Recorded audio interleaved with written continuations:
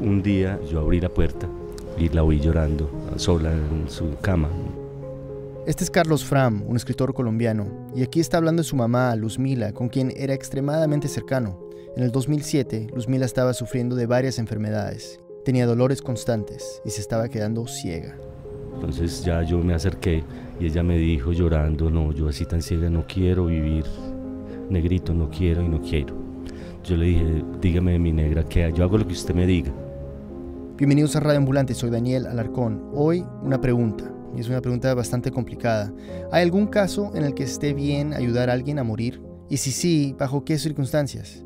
Nuestra editora principal, Camila Segura, viajó a Medellín para conversar con Carlos. Carlos nació en Sonsón, un pueblito a unas 2 horas y media de Medellín, un lugar en esa época bastante tradicional y católico. El gran trauma de su adolescencia, lo que lo marcaría de alguna manera, fue la muerte de su abuela materna. Carlos tenía como 14 años y a Carmelita, así se llamaba, le dio un cáncer de piel. Ella tenía 85 años y vivía también en Sonsón. Durante meses sufrió horriblemente. No toleraba el contacto con la ropa, entonces la tenían que envolver en plásticos que cuando se los quitaban le arrancaban la piel. Entonces todo ese suplicio, ese sufrimiento y ver cómo esta anciana tan querida se iba deshaciendo la piel, ¿cierto? Se iba quedando en carne viva toda. Carlos sentía que no era justo que una persona sufriera tanto y que tuviera que esperar a que le llegara la muerte para descansar. Y muchas veces a lo largo de la vida con mi madre recordamos esa agonía de Carmelita y ambos coincidíamos, pues no vimos nunca sentido ese sufrimiento de esta mujer. A pesar de que creció en una familia muy católica, a raíz de esta experiencia Carlos comenzó a separarse de la religión. No entendía por qué el catolicismo podía estar en contra de la eutanasia. Cuando se graduó de bachiller, Carlos se mudó a Medellín a vivir con su papá. Poco después le siguieron su mamá y su hermano. Se dedicó a escribir y llegó a publicar un par de libros de poemas. Vivió feliz durante casi 20 años en una casa grande con sus papás y 2 tías. A sus 27 años empezó a trabajar y dejó de escribir. Todo empezó a cambiar en el 2000, cuando su mamá se fracturó una pierna. En un lapso de 2 años, su papá y sus 2 tías se murieron y la salud de Luzmila empezó a deteriorarse.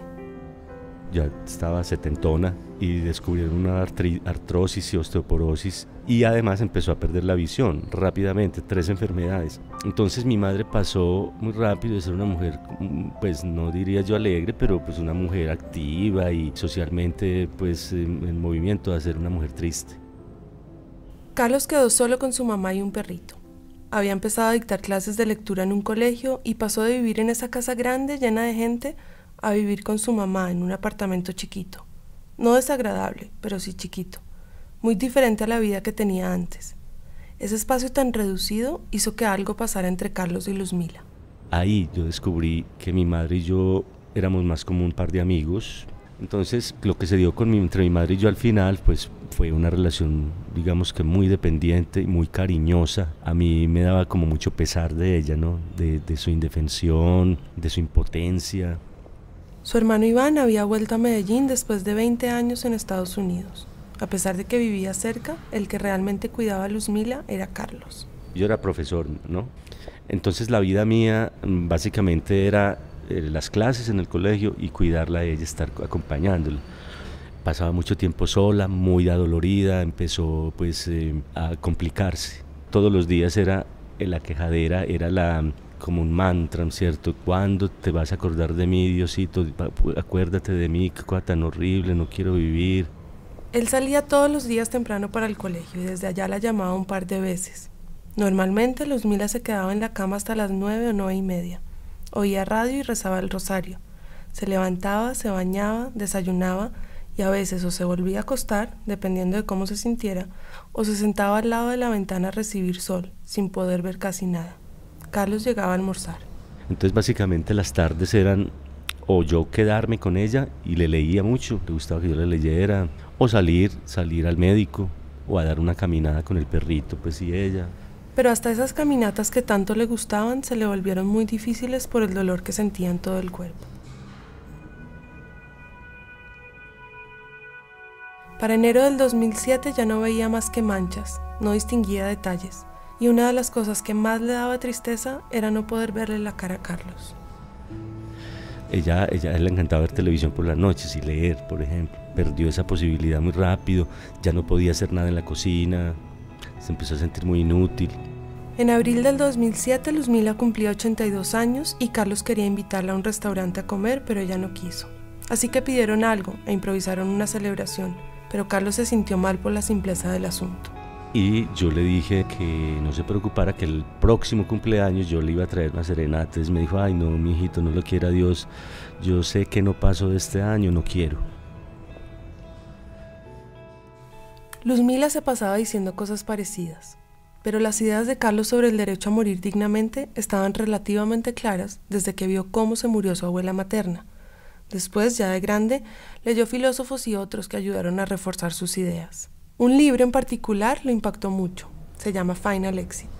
El libro es una investigación de las maneras de suicidarse, buscando aquella que sea la más efectiva, rápida y dulce. Y ahí lo tenía. Entonces él recomienda ahí una mezcla de somníferos potentes, barbitúricos, con morfina, ¿no? Como letal. El libro lo consiguió en los 90s, a raíz de que un amigo muy cercano trató de suicidarse con pastillas, pero falló. Lo leyó cuando su mamá aún no estaba enferma, y este detalle es importante, pues lo que queda claro es que Carlos, desde hacía mucho tiempo, estaba pensando en maneras dignas y dulces, como dice él, de morir. Yo tuve incluso durante años en un gabinete de mi escritorio la dosis, ahí la tenía, las pastillas, las cajas y la morfina, hasta que las boté pensando que ya estaban vencidas. Para Carlos, tener la dosis letal en su escritorio era cuestión sencillamente de ser precavido, como quien tiene una aspirina para el dolor de cabeza o una curita por si uno se corta. Era un seguro, digamos, que yo tenía ahí. La sensatez aconseja estar preparado, no esperar a que uno quede cuadrapléjico para ver qué se hace, ¿no? Y yo creo que debería, en este momento, así yo no pienso en suicidarme, hoy o mañana, yo debería tener esos medicamentos al alcance, porque puede suceder cualquier cosa.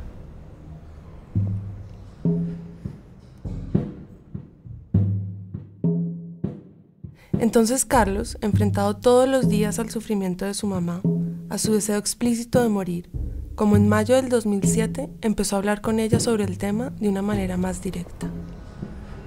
Mi madre insistía en que a ella le parecía que Dios era el que daba y quitaba la vida. Pero él la dejaba saber muy claramente que yo, viéndome en una situación de invalidez, yo me suicidaría de una manera, eso sí, dulce y tranquila. Las píldoras, las pastillas, la inyección, lo que fuera. Carlos conversaba con ella de este y muchos otros temas: el aborto, la homosexualidad, la eutanasia. Me dijo que su mamá era una persona que, a pesar de ser muy religiosa, tenía tendencias liberales. Muchas veces coincidía con las visiones de Carlos, lo que no es poca cosa si se considera de dónde venía, su edad, su generación. Carlos me contó que le tradujo a su mamá partes del libro Final Exit y que le llevó un par de películas en las que un ser querido ayuda a otro a morir. Ella me acompañó pues recostadita a mí porque no la podía ver, pues yo le iba contando. Y curioso, mi madre hace el desenlace, perfecto, y dice, claro, muy bien. Pero el libro, las películas, este proceso que Carlos describe de manera tan inocente, algunos podrían llamarlo manipulación. Cuando le mencioné esta interpretación, me respondió de la siguiente forma.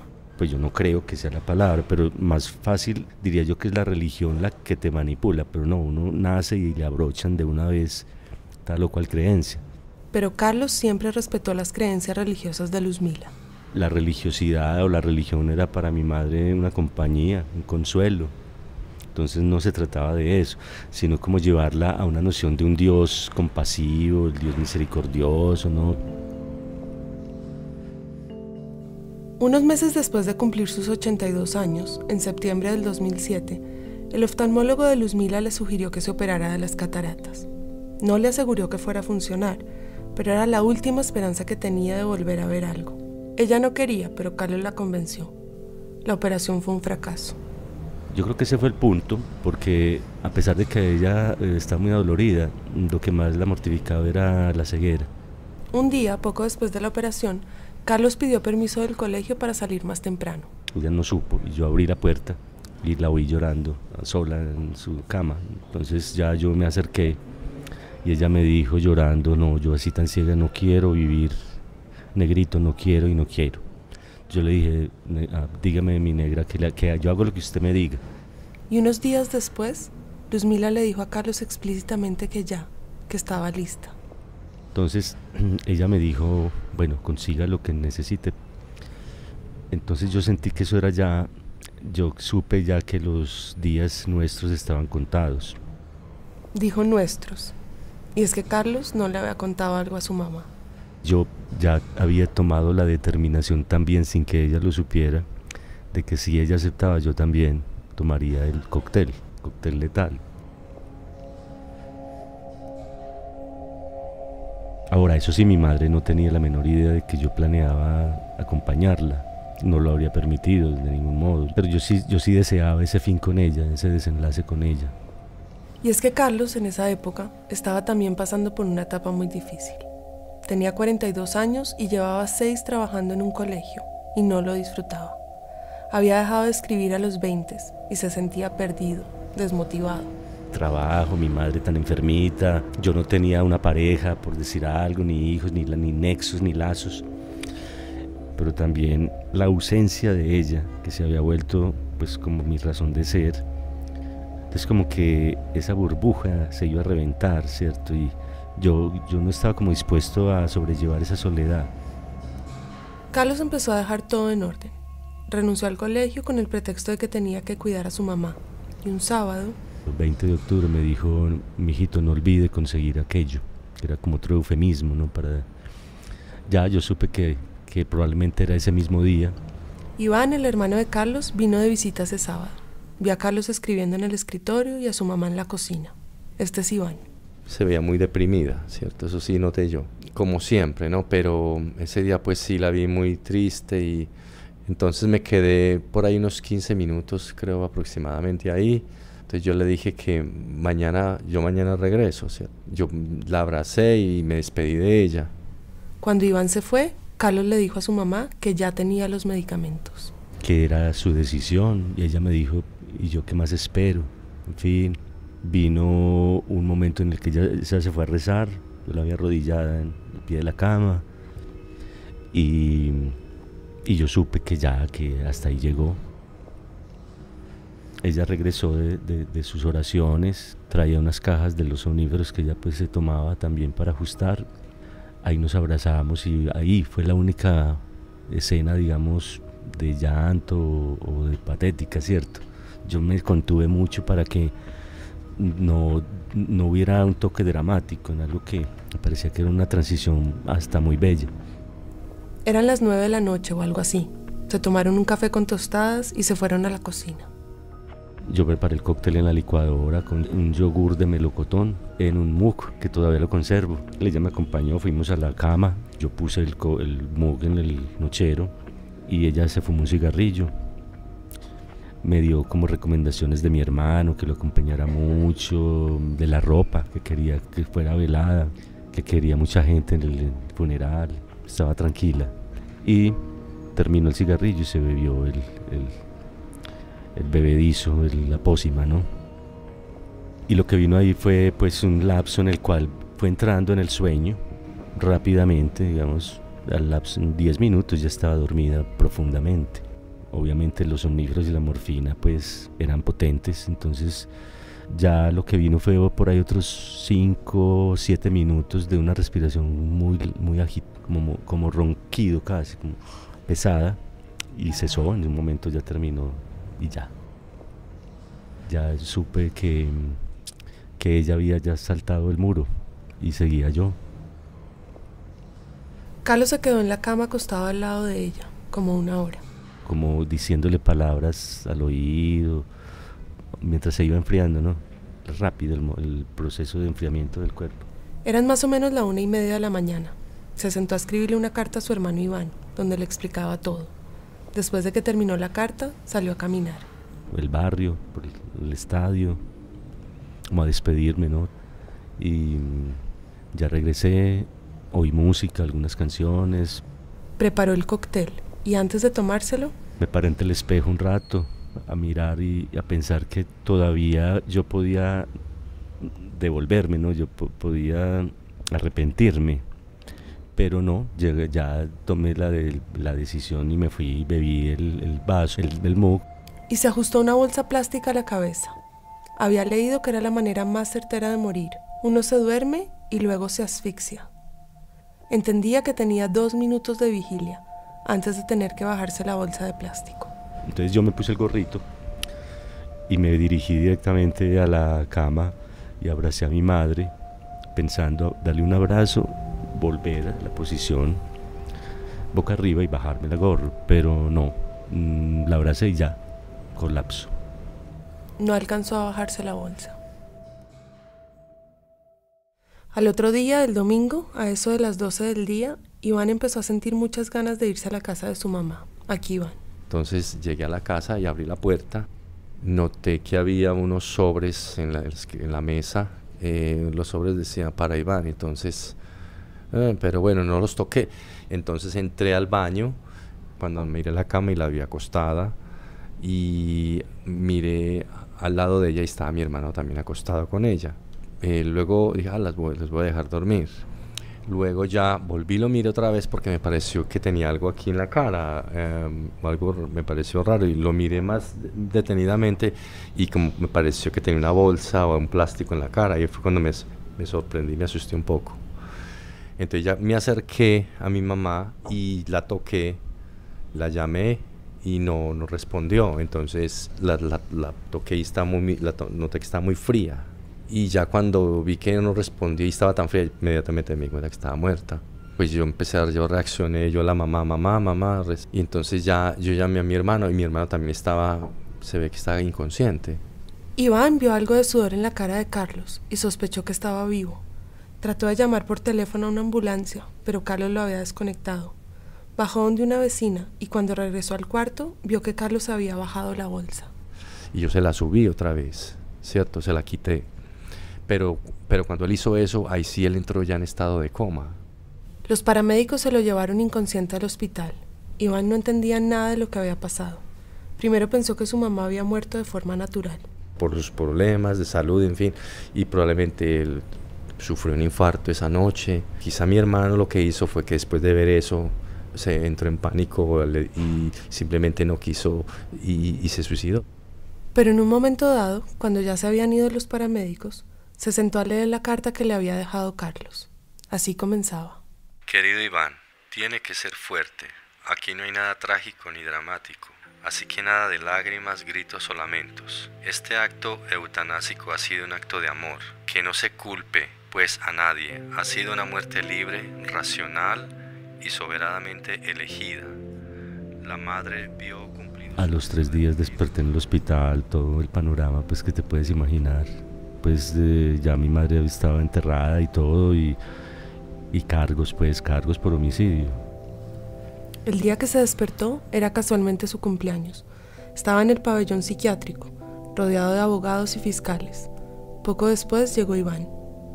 No hablaron de qué había pasado exactamente, a pesar de que Iván se moría de ganas de que Carlos le contara bien cómo había sido todo, por qué no le había contado. Todo el tema legal estaba empezando, y a Iván le pareció mejor no hacer muchas preguntas. Porque yo dije, ya está él aquí en una situación bien tremenda, esperando un carcelazo bien largo, y yo le voy a sacar esto aquí. Yo creo que debe haber quizá otra oportunidad para yo hacer eso, ¿no? Y esa noche me trasladaron a la cárcel. Carlos celebró su cumpleaños número 43 en el piso de un búnker de la fiscalía, un sótano, donde había 15 o 20 hombres más. Fueron 10 días horribles. Sin embargo, a mí me alegraba saber que mi madre estaba ya muerta, que había descansado ya. Eso decía, listo, y si esto se pone muy difícil, yo también pues lo puedo intentar de nuevo. Yo no estaba dispuesto pues a irme a una cárcel 20 años, ni riesgos. Los amigos de Carlos lograron que lo trasladaran a una cárcel de mínima seguridad. Mientras estaba ahí, empezó a recibir muchas cartas de solidaridad. El primero en apoyarlo fue su hermano Iván. Él me mandó una notica el primer día, cuando yo estaba allá en el búnker, diciéndome que él no me dejaría solo, que contara con él. El proceso legal de Carlos duró casi 9 meses. Cuando se le imputaron los cargos oficialmente, en octubre del 2007, estaba en el pabellón psiquiátrico del hospital. Un defensor público le recomendó que se declarara culpable, pero Carlos no aceptó. Casi 2 meses después de estar en la cárcel, salió por primera vez para ir a la audiencia y oír su acusación. La pena podría llegar a ser entre 33 y 50 años de cárcel. La fiscal afirmó que Carlos había aprovechado el estado de indefensión de Luzmila y le había dado una sobredosis de morfina mientras dormía. Lo que no aclararon fue cómo, si Luzmila estaba dormida, Carlos logró que se tomara la sustancia. La única prueba que estaba usando la fiscalía era la carta que le había dejado Carlos a Iván. La fiscalía le había dado esa interpretación caprichosa, ¿cierto? De que realmente de ahí se podía deducir por algunas palabras específicas que él había usado, de que él había matado y después se había suicidado. Este es Santiago Sierra, uno de los abogados de Carlos. La defensa pidió que se excluyera la carta como prueba, ya que había sido obtenida sin una orden judicial. El juez aceptó la exclusión. Entonces la fiscalía solo pudo contar con las declaraciones de algunos funcionarios, pero ninguno pudo probar que había sido un homicidio. El testimonio de Iván fue clave. Demostró que la madre pues ya no quería seguir viviendo, ya insistentemente se quejaba de que Dios no se acordaba de ella. Aquí, Iván. Lo que pasó con mi mamá no fue un homicidio, ¿cierto? O sea, si uno quiere tanto a una persona como él la quería y todo, obviamente no iba a hacerle eso a mi mamá. Simplemente, él siempre quería lo mejor para ella, ¿no?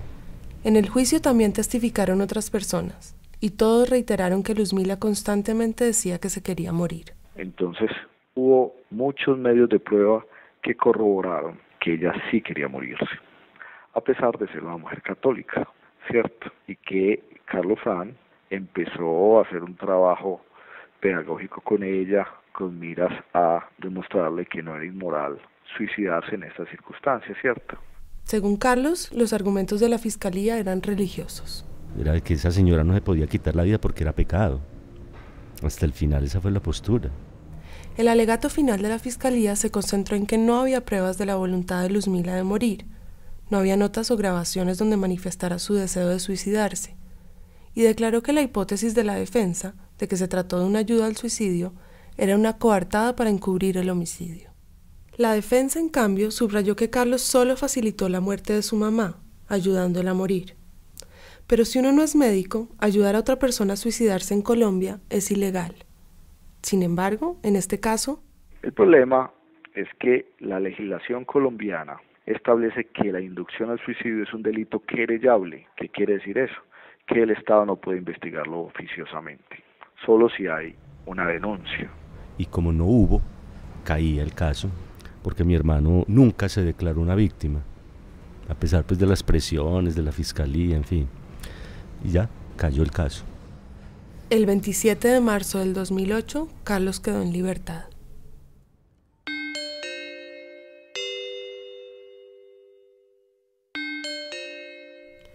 Con el tiempo, Carlos aprendió a vivir sin su mamá. Está bien, tranquilo, y volvió a escribir. Empezó por un libro sobre esta historia. La relación con su hermano está bien, a pesar de que para Iván fue todo muy duro. Eso fue pues para mí algo muy traumático en realidad, ¿no? Es una situación pues de depresión y de nervios y todo en los meses siguientes.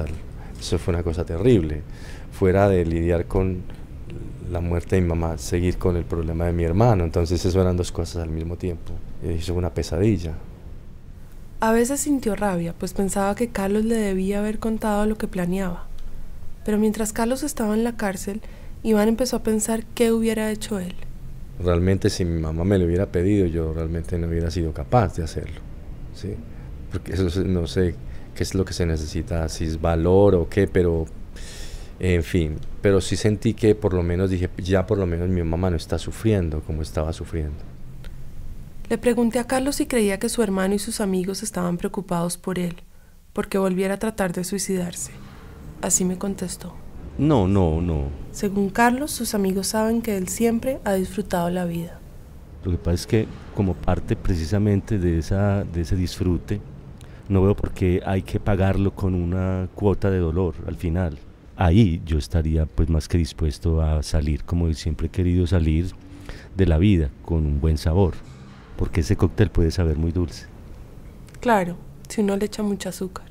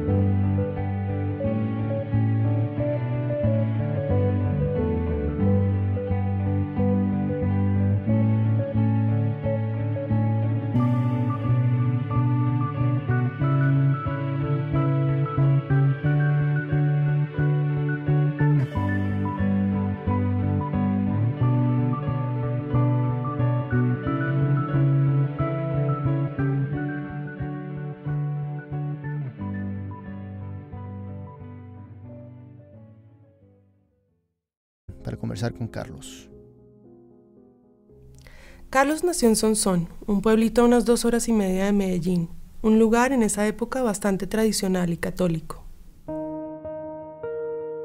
El gran trauma de su adolescencia, lo que lo marcaría de alguna manera, fue la muerte de su abuela materna. Carlos tenía como 14 años y a Carmelita, así se llamaba, le dio un cáncer de piel. Ella tenía 85 años y vivía también en Sonsón. Durante meses sufrió horriblemente. No toleraba el contacto con la ropa, entonces la tenían que envolver en plásticos que cuando se los quitaban le arrancaban la piel. Entonces todo ese suplicio, ese sufrimiento y ver cómo esta anciana tan querida se iba deshaciendo la piel, ¿cierto? Se iba quedando en carne viva toda. Carlos sentía que no era justo que una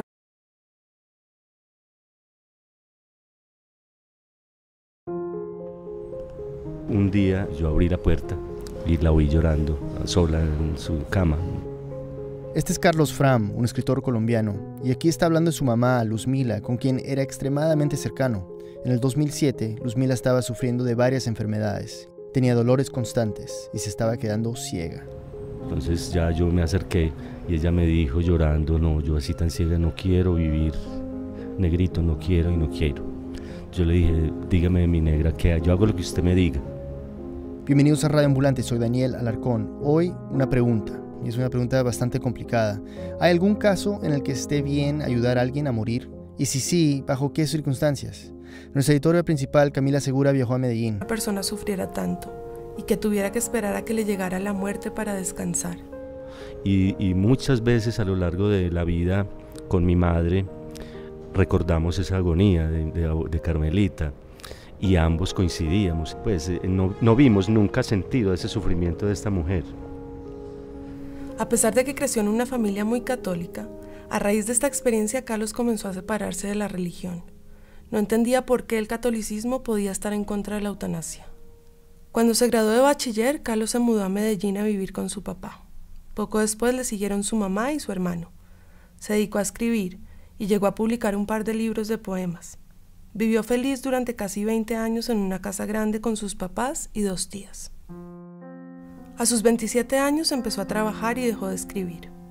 Todo empezó a cambiar en el 2000, cuando su mamá se fracturó una pierna. En un lapso de 2 años, su papá y sus 2 tías se murieron y la salud de Luzmila empezó a deteriorarse.